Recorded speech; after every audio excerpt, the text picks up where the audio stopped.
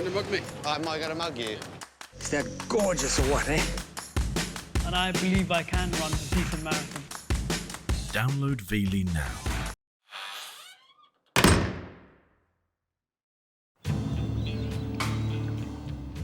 "5'4", Donald Pee Wee Gaskins would earn himself the title, the meanest man in America. If you had a business dispute, you'd sue him. Pee Wee'd kill him. A serial killer who, if he's to be believed, was responsible for over 100 cruel and sickening murders. Right over here is where he drowned Doreen, and then he hit the baby in the back of the head with a hatchet after he had raped her. The total amount is 105 people. A man who wouldn't stop killing, even on death row. When he plugs that son of a bitch up, it'll blow him on into hell. It was just kind of astonishing that all that was able to happen in the penitentiary. So what made Pee Wee the man he was?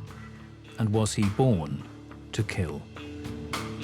My daddy, he called himself a vampire. He would have to see blood.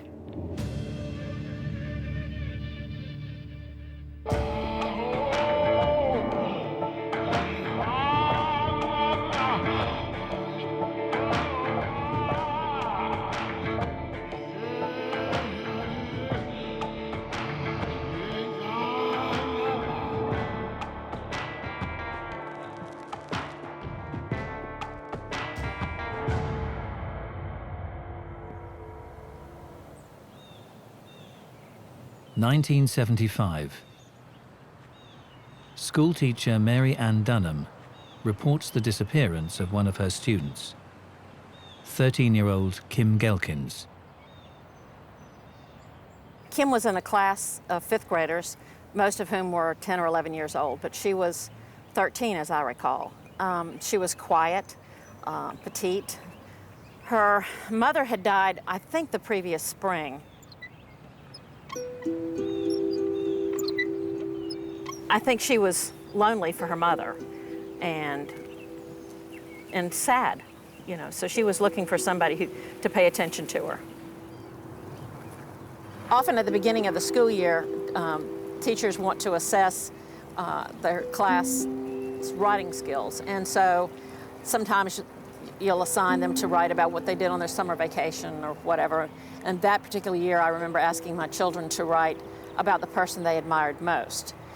And Kim wrote about someone who was named Donald Gaskins.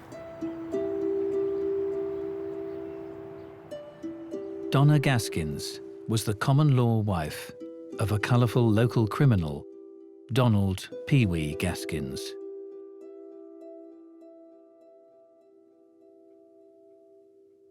Pee Wee has always been known as a notorious person in our area. I think you would have to say he came over as different, because how many people do you know that drive a hearse for their vehicle?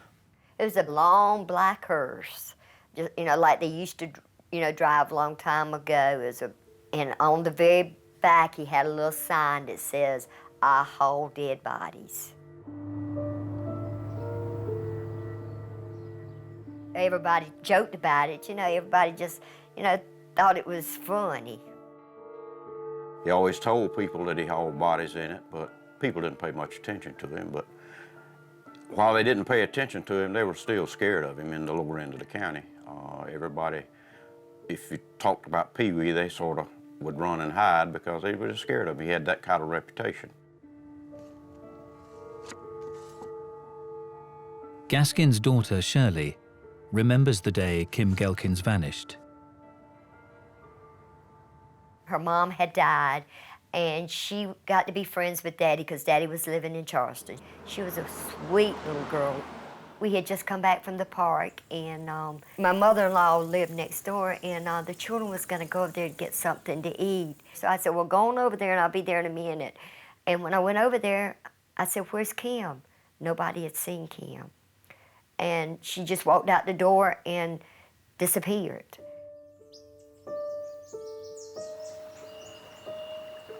And Daddy said, well, you know, don't worry about it. She probably run away. Kim was not the only missing person. 5 years earlier, in 1970, Shirley's cousin, Janice Kirby, had vanished. Janice and I mean, when we were little, we did everything together. She was a sweet girl, very smart girl, very good in school. I mean, and she was just, you know, all-American country girl. When she first disappeared, everybody said that, you know, she'd run away from home. We were all out looking for her, you know, searching for her. Everybody was calling everybody that they knew to, you know, try to find her. But, you know, after 6, 7 months, we knew something wasn't right. Now, detectives investigating the new disappearance began to focus on Shirley's father, Donald Pee Wee Gaskins. Some of our field agents were working on rumors that had been surfacing, working along with detectives from Charleston in an attempt to find Kim Gelkins. We started looking for the Gelkins girl, and of course we did not have Pee Wee at the time, but we did have an individual who was running with Pee Wee at the time. We did pick Walter Neely up, and after a lot of talking and everything, Walter finally took the investigators out and showed them where he had helped Pee Wee bury someone.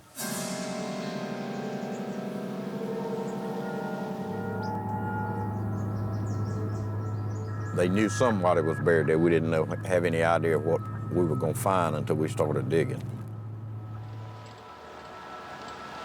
We took probably, I guess, 10 or 12, 15 deputies and sled agents, and we just lined up and started walking slowly into the woods.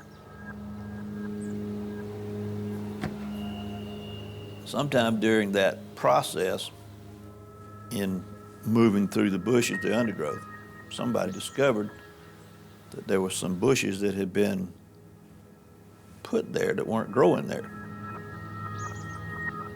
We had metal probes that were maybe 3 feet long with a T-handle on top, piece of rebar with a point on it, that you could determine soil consistency. You probe along, and then it goes down. They probed around enough to where they could tell that there was someone buried there. So we sealed the area off and started digging. And it turned up that we found 6 bodies buried there. Yeah, it was a pretty gruesome scene.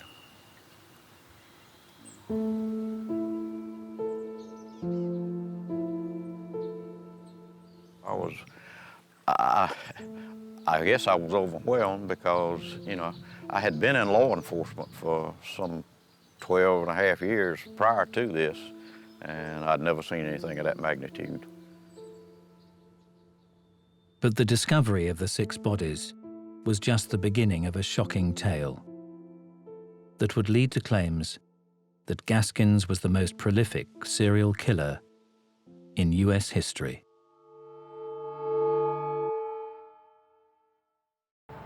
In 1975, the disappearance of 13-year-old schoolgirl Kim Gelkins had led detectives to a burial site in the woods of South Carolina.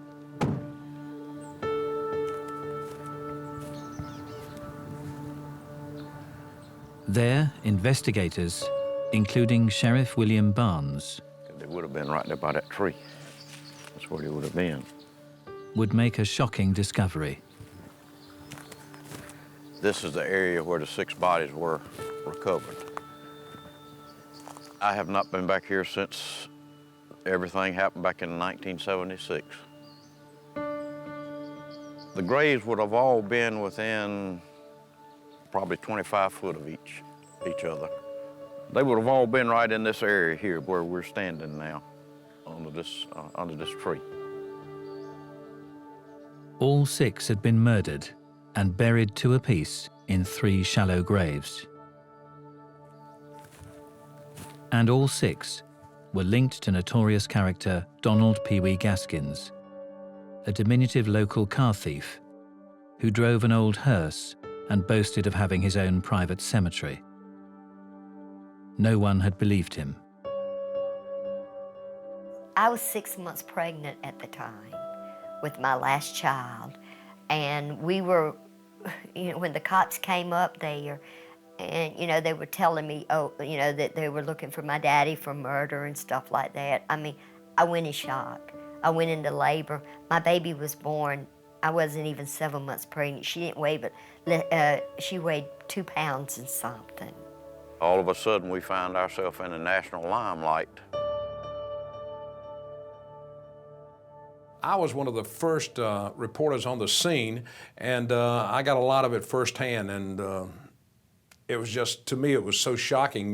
That's pretty wild, and that's hard to believe in South Carolina. You don't find stuff like that around here. Investigators now had to uncover the identity of the victims. The ones we initially found were in very good condition.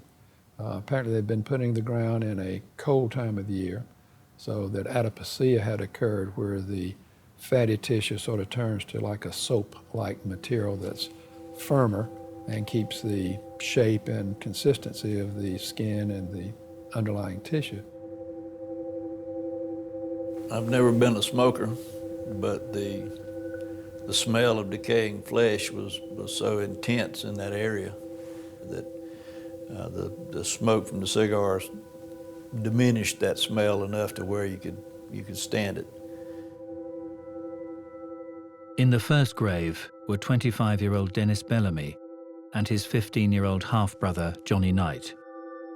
Both had been involved in an auto theft ring with Gaskins. Daddy said they were going to steal a car, and they came by the house, and I had just cooked some biscuit and coffee, and they ate some biscuit and coffee, and they left, and I never seen them again. We took them down into the woods and went to a big oak tree and sort of pointed up in the tree and was telling them how they could use that to throw a chain horse over, to pull engines out of the car and dispose of stolen property. This would be the tree where he brought the two fellows out and pointed up to the limb, talk about how they could horse the motors out of stolen vehicles here. As they were looking up in the tree, he shot one of them in the back of the head, and then when the other one ran, he shot him.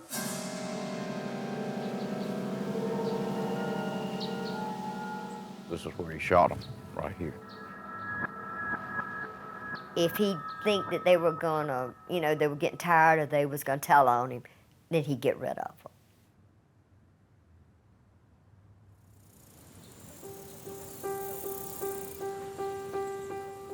The other 4 victims, 2 men and 2 women, were all people Gaskins thought had wronged him or might betray him.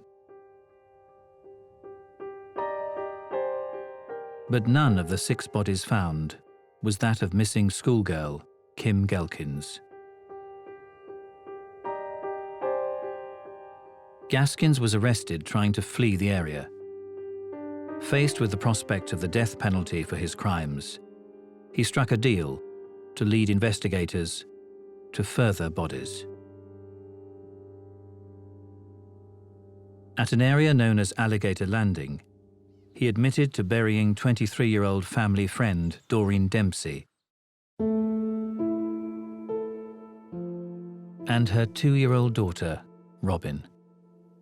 Doreen Dempsey and Robin were both skeletonized because they were very close to the surface. They were not really buried deeply.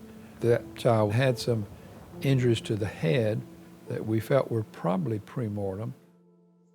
Right here is where my daddy used to live, and right over here is where he drowned Doreen. Just held her under the water until she had drowned it, and then he hit the baby in the back of the head and hatchet after he had raped her.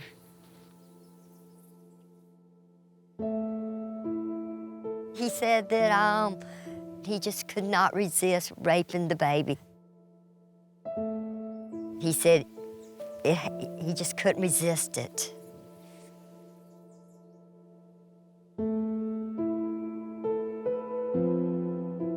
You see this hole here, stump hole? That's an example. Something like that, he just stuffed the body down in that hole. Just a small child. The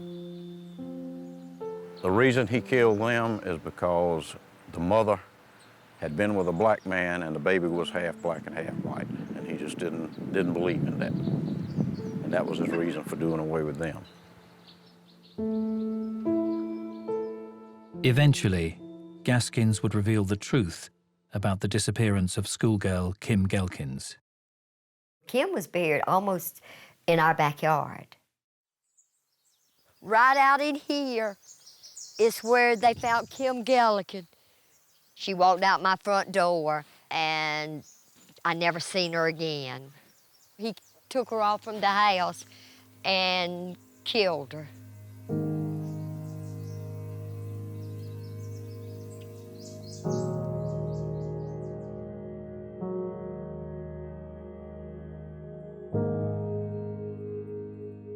Eight years after he had killed her, Gaskins finally gave up the body of his niece, 15-year-old Janice Kirby.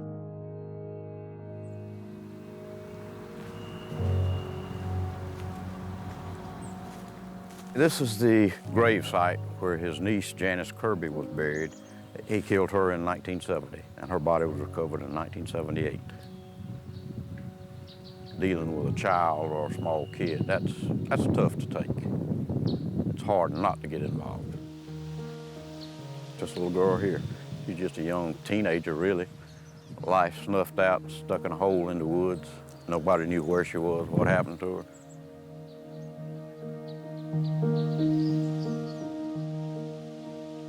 Investigators would ultimately discover the remains of 13 victims.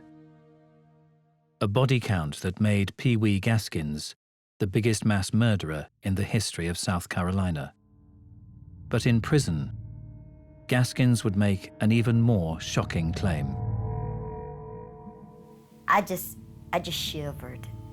I mean, I said, Daddy, I don't want to hear this. And he would say, have fun, I need to get it off my chest. I need to tell somebody. Gaskins is going to claim that he murdered some 80 to 90 young people, torturing them, then prolonging their death, torturing them again, and then hiding their bodies. He allegedly started in 1969, killing young women primarily, later young boys and young women, along the coast. He used to travel up and down the road and pick up hitchhikers, and he would torture them. He always talked about dumping their nude bodies into marsh areas and sinking them deep enough so that it'd be unlikely for people to be able to find them. Gaskins, if we take his word seriously, is clearly a process-focused serial killer. He's someone who wants to be with the victim to experience the terror that the victim is experiencing for as long as possible. Gaskins, for example, would often describe going into a hardware store and eyeing up particular tools that he felt he would be able to torture his victims with for longer. We're dealing with a very, very cunning predator who is quite clearly also a sexual sadist and a psychopath. He alleged that he did 10 or 12 a year. Practically every month he'd kill somebody along the beach. He said every so often he would get this urge that he would have to see blood. He called himself a vampire. He said his stomach would get to hurting. He said he would just get tied up in knots. He said he just couldn't be still. He would just tremble all over, and it would not stop until he killed somebody. Serial murderers will tell you that there is something inside of them that they have to go kill. And that's common among serial murderers. It's almost like somebody who's almost so anxious that if they don't do something, they're going to break into a billion pieces. It's a little scary to say that a serial murderer is an addict, but if you really look at it in that context, in a way they are an addict. They have to do it. They have to do it. Donald Pee Wee Gaskins wouldn't even let being in maximum security prison prevent him from taking human life. In 1982, he would plan a murder that was thought to be impossible.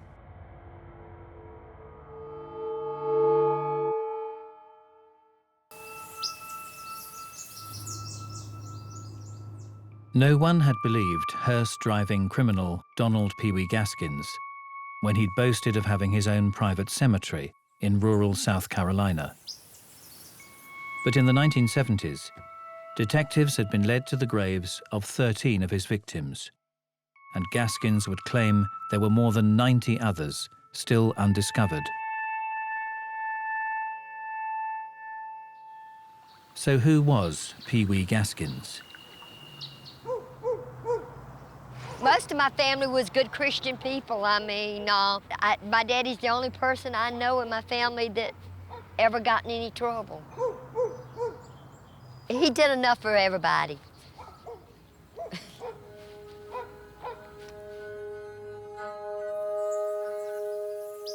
Donald Gaskins Jr. was born on March the 13th, 1933, to an unmarried mother. My daddy was a bad boy when he was little. My grandmom said he was always doing something he wasn't supposed to do. And, you know, he used to get a whipping a lot.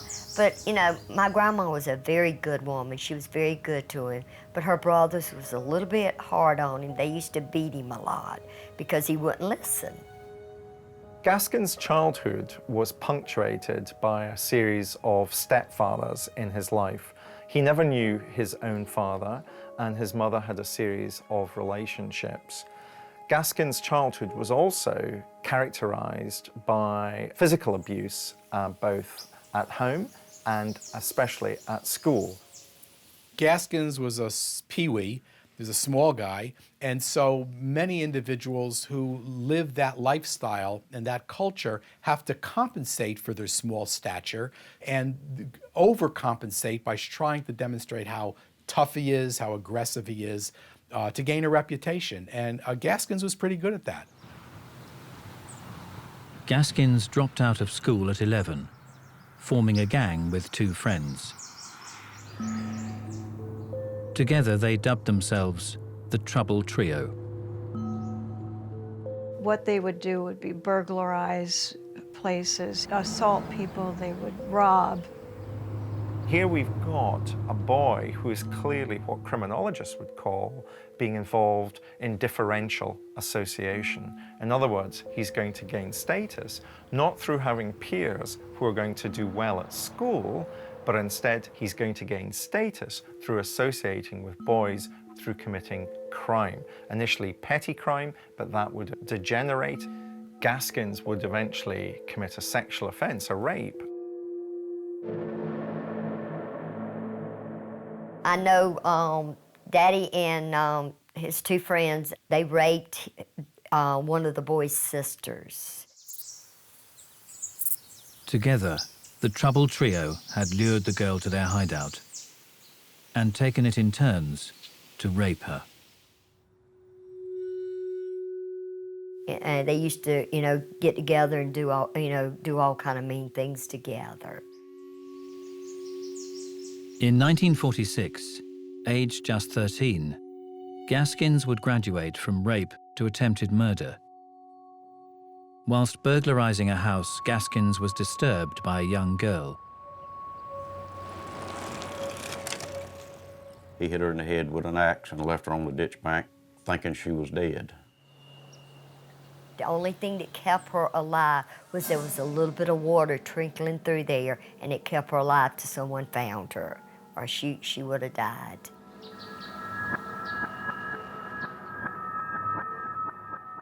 The girl was able to identify her attacker. The juvenile Pee Wee was sent to reform school until his 18th birthday. In our area, the industrial school for boys was a place where kids who got in trouble, they went and they made them work on the farm and this sort of stuff. I don't think they mistreated them, but they made them work hard. The diminutive Gaskins claimed that on his second night in custody, he was ambushed in the showers and gang-raped by 20 boys. He would have to accept the protection of the dormitory's boss boy in return for sexual services. Daddy was a really tiny, tiny person. And, you know, the bigger boys peeked on him. You've always got bullies everywhere. Well, what often happens, as often happens in prison settings, is that you're put in with a group of individuals who are generally worse than you are. Very frequently, they were quite brutal. Over the next 4 years, Gaskins would run away repeatedly. But in 1950, he was due for release. I'm holding in my hands a report, February 28, 1950. It says, Dear Dr. Odom, the subject was committed to this institution on June 18, 1946 by the Court of General Sessions, the Criminal Court of Florence County, under an indictment for assault and battery with intent to kill.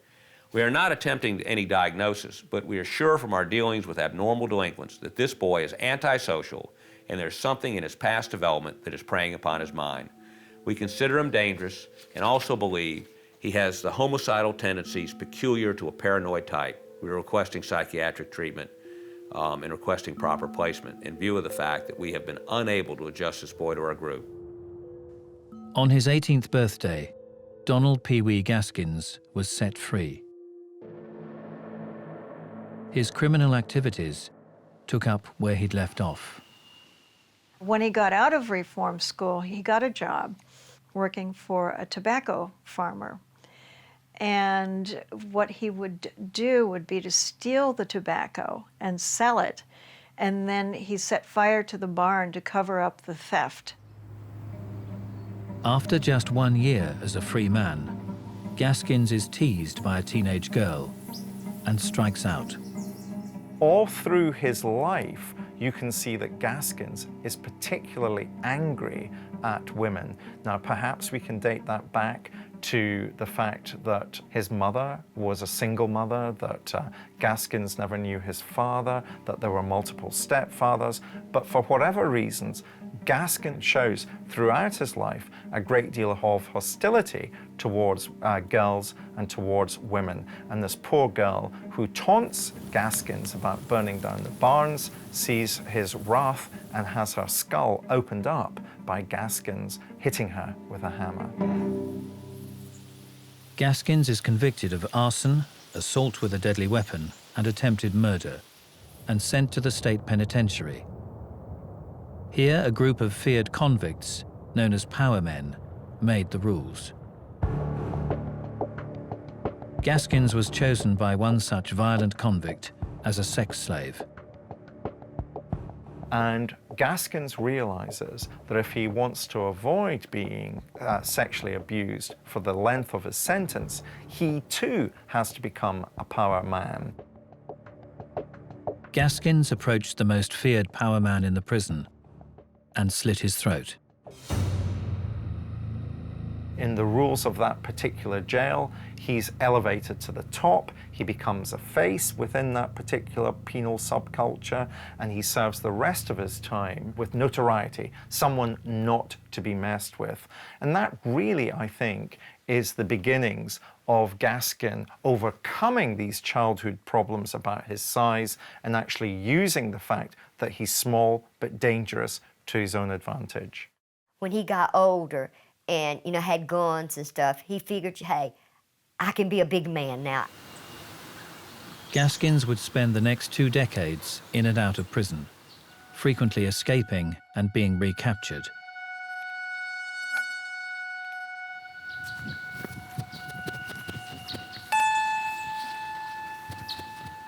These woods out here is where my daddy would always run. All these woods connect in some way. And I mean, he'd stay out here for months at a time when he'd escape from prison. Eating snakes, he'd eat rattlesnake, He would take water out of ditches and stuff and boil it and drink it. He was up in the courthouse, in the old courthouse for trial, and they put him in the waiting room, and while he was in there, he pushed the window up and jumped out the second story window and escaped. He went into the swamp, and they put the bloodhounds on his trail, and a couple of the deputies back then took a little nap while they were waiting on him, and they woke up and found that he had written on the back of the windshield that Pee Wee was here and the dew. I mean, you could hide out for a long, long time out here. And people scared out here because of the snake festation. They didn't scare him. I mean, Daddy said he used to sleep with the snakes. During his times out of prison, Gaskins would frequently take up with a new wife. Here you see in these multiple sexual partners that Gaskins pursues, normally younger women, you begin to see some of the psychopathy in Gaskins' character emerging. He's the classic psychopath who will use women as opposed to forming serious relationships with women. And partly that's about reflecting his hatred of women.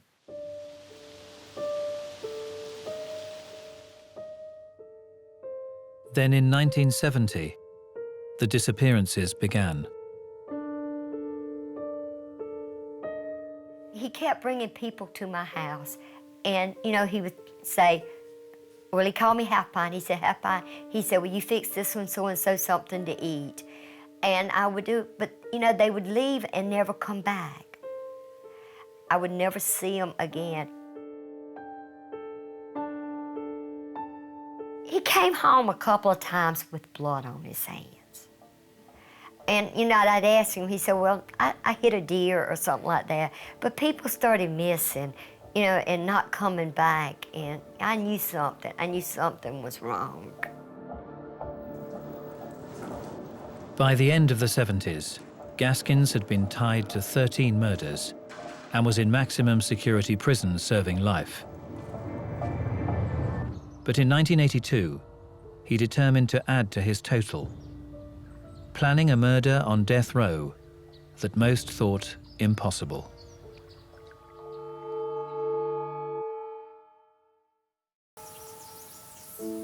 In 1982, serial killer Donald Pee Wee Gaskins, while serving a life sentence in South Carolina's maximum security prison, set his sights on another victim. The final murder that Gaskins commits, he commits in the most extraordinary circumstances. His target, a fellow inmate housed in solitary confinement on death row. Rudolph Tyner was semi-retarded. I mean, very low IQ guy from New York. He was passing through South Carolina when he and some others decided to rob the Moons. They had a convenience store down on the coast. He had already left the store, turned around and went back in the store and shot them both, each in the head with a sawed-off shotgun. The deceased couple's son, Tony Simo, wanted justice. Tony Simo, he was the adopted son of these folks. They treated him great. He was very emotional about this. Although sentenced to death, Tyner had avoided execution for years. There were some procedural problems. Simo, the son, after I think it had been 6 or 7 years, just lost patience. And he'd been sentenced to death twice. Time to get on with it. Tony was friends with someone in prison. They got Daddy and Tony together. Can I help you? Operator is Collector Tony. My name is Gerald McCormick. Thank you. Hello? I have a customer call to Tony from Joe McCormick. Will you accept? Yes, I will. Thank you. Are you Tony? Yes. Great, thank you. Tony? Yeah. Gerald wanted me to call you. Said, tell you this is the doctor calling you. The Moon's son and stepson hired Pee Wee to kill Rudolph Tyner. Tyner was housed in solitary confinement in the state's most secure prison. I went to the authorities and I told them that Daddy was planning on, killing someone in there, and they told me there was no way that he could do it, that, it was impossible. Initially, he befriended Tyner and took him food and marijuana and whatever he wanted. And they smuggled in some poison. It didn't work, made him sick. We give that son of a bitch all of it but one dose, and all it is doing is making that son of a bitch sick. We put it in some damn book for him to drink the other night. He drank, and two more drank, and all it was made all three of them sick as hell. With poison not working, Pee Wee Gaskins comes up with an ingenious plan to end the life of Rudolph Tyner. They had made him a maintenance man with all the tools he wanted. And the back of his cell backed up to Tyner's cell. Gaskins suggests to Tyner that he wants to have a communication system between their cells, almost like a telephone system. I come up with something, it can't be no damn making sick on it. I need one electric cap and as much of a stick of damn dynamite as you can get. Okay, well, I'll probably get at least plastic explosion. Well, that'd be good. This is an actual cup that they used in the Department of Corrections at the time. They had this size and they had a bigger size. Pee Wee took one of these and melted a hole in the bottom of it with a soldering iron and put in a female plug, like you'd plug in headphones, for instance. On the other end of that, he attached the blasting cap, nestled it in the C4 explosive. Was able to feed it through the wall, through the vent into Tyner, and under the guise of it being an intercom type system. I'll take a damn radio and rig it into a bum, and when he plugs that son of a bitch up, it'll blow him on into hell. He told Tyner to, if he asked him if he could hear him, hold it up to his ear, and then he plugged the other end into the 110 socket. Just listen for the bang.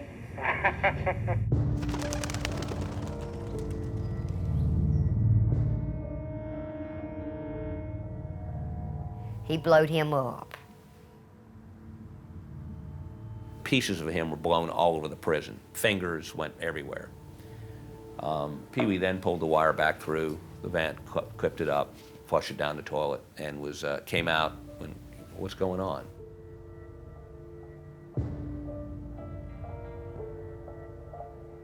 I mean, it was just kind of astonishing that all that was able to happen in the penitentiary. The only good thing about that was that, that was a crime that he could get the death penalty for at that time. Pee Wee had recorded his phone calls with Tony Simo, planning to later blackmail him. But investigators discovered the tapes, and Pee Wee was convicted of Tyner's murder and sentenced to death. So was Donald Pee Wee Gaskins a born killer? This is a 1964 report when he's again committed on another crime. And they talked to his mother. The patient's mother said the patient did have a lot of physical difficulties as a young child. When he was about a year old, he drank some kerosene and almost died.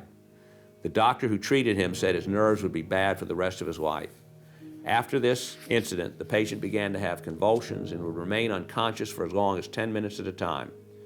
Ms. Hannah said the patient had convulsions until he was about 3 years old. He had bad dreams, often wake up in the middle of the night and be afraid. Ms. Hannah said she had to sleep with him until he was about 13 years old.